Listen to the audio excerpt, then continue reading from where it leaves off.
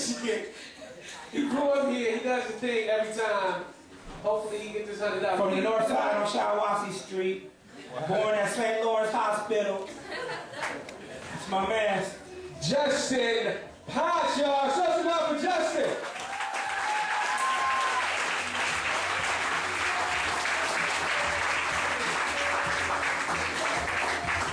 What's up, Lansing? How we doing? I don't hear you. Give it up for Jay Hicks' Spirit Fingers, the spoken word, all that. It's good to be back in Lansing. I don't get to do a lot of Lansing comedy when I'm down in Detroit. First off, because nobody knows where the fuck Lansing is down there. I think it's a small town in Indiana somewhere. But I'm pretty sure it's got something to do with the really bad tourist attractions we have in this town.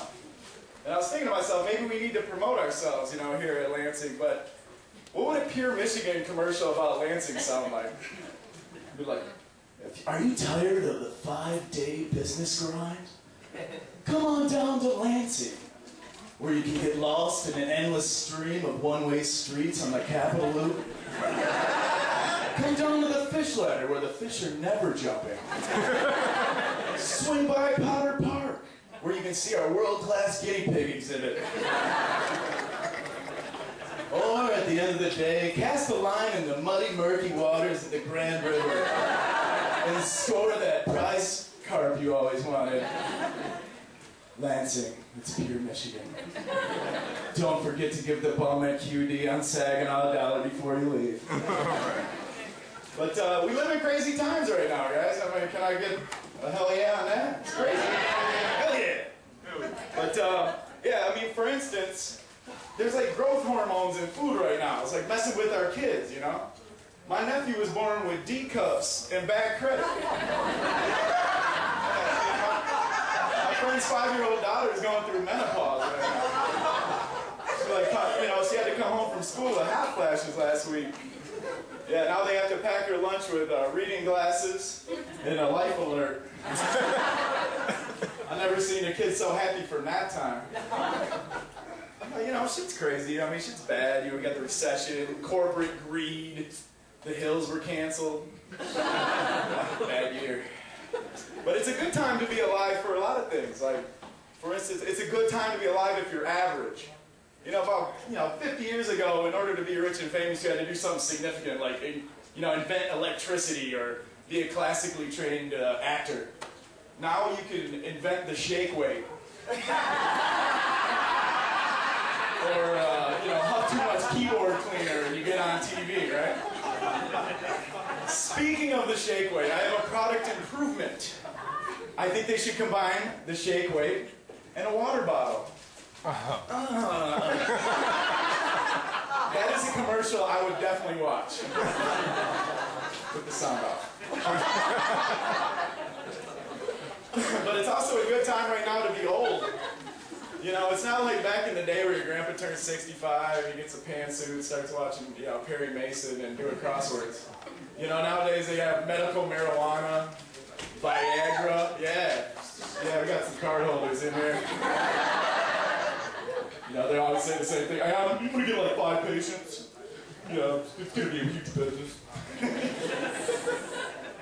But anyway, and they also live in these sweet communities, co-ed communities where they have activities. Sounds a lot like college to me, right? Yeah, Grandpa's not drinking Ensure anymore and driving a Buick LeSabre. He's doing keg stands and macking on bitches after bingo. Yeah. Fellas, you can feel me on this one. It's a good time to be alive due to current trends in women's grooming. To go down on your lady. The 70s were not a good time to do this. Yeah, it was like, they had really aggressive bushes. They had like lint in them. I know because I saw movies. I knew I recognized you. Just kidding. You're an angel. Anyway, yeah, back in the 70s when women walked around, it sounded like a bag of leaves were rustling. Going down on a girl in the 70s was like making out with Tom Selleck. So, does anybody have HBO out there? Yeah? Yeah, got it cut out this week. there's a show on there called Real Sex. And they need to change the name of that show to Real Old Sex. Like every time I turn it on, I feel like I'm walking in on my parents doing it. Apparently, real sex is comprised of people with a lot of pubic hair doing naked yoga or acting like a horse. They need to change the name of that show to Birth Control. So, thinking about putting together a dance crew. About 4 masks and about 3 Asian guys short right now, but I'm thinking I'm going to be able to kind of narrow it down towards the end of the week. It's going to happen. But talk about a shitty line of work to get into. You know, you get ridiculed all through high school because you're in jazz. And you put your blood, sweat, and tears your whole life into it only to have Lil Mama and Randy Jackson tell you they don't think you can dance. But, you know, I'm going to help out these people. I'm going to start a couple shows that they can just kind of funnel their energies over to.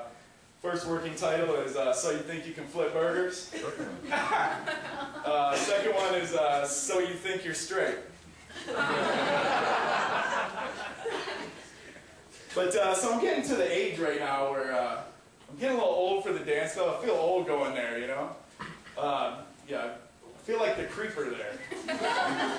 Like I go up to the bouncer and they let me right in, not because of how much street cred or how cool I am, but because they think I'm going in to look for my daughter. None of the kids will even teach me how to Dougie. I don't know. Teach me. But anyway, and then I go up to the DJ, and before I can say anything, the DJ is like, "No, sir, we don't have any Hall & Oates." You kids can keep your $100 bottles of Svedka and your graphic T-shirts. I'll go to the corner bar. But so I'm waiting to get my paycheck from Facebook for being the shoulder to lean on for all these scorned women. You know, you get on there and they all form groups like, fool me once, shame on you. Fool me twice, I hope the cocksucker gets herpes. Or if I knew you were gonna call me after you boned me last night, I wouldn't have made you eggs. Janine likes this. Or my favorite, if you let it go and it comes back to you, it's probably warts. Seen it. But I'm going to start my own group. It's called Suck It Up, Sweetheart. You're on a slippery slope to buying a lot of cats and scissoring with Rosie O'Donnell. I bet 90% of you won't even repost this. Anyway, that's my time, guys. That's all I got. We've got some good comedians, so have a good time.